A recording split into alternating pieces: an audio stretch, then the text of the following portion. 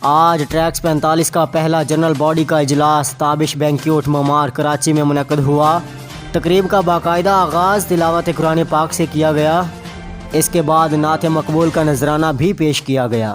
اس کے بعد finance secretary treks 45 محمد اوسید مظہر نے ایسوسی ایشن کا فنانس بجٹ پیش کیا۔ مہمان خصوصی جناب بابو عبدالخالق مرزا نے ممبران سے خطاب کرتے ہوئے ایسوسی ایشن کی کاوشوں کی حوصلہ افزائی کی۔ صدر ٹریکس 45 محمد عظیم نے بھی خطاب کیا اور ٹریکس 45 کے جنرل سیکرٹری عرفان کیسر اسٹیج کی زینت رہے۔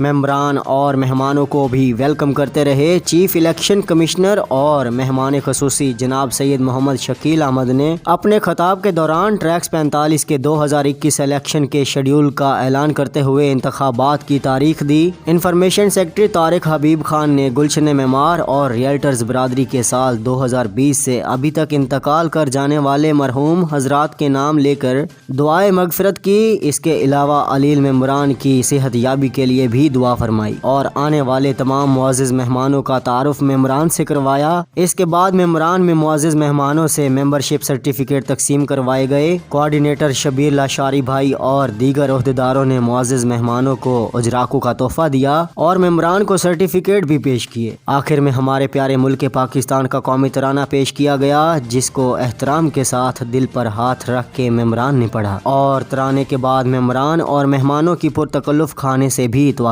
کی گئی۔ انفارمیشن سیکرٹری ٹریکس 45 طارق حبیب خان۔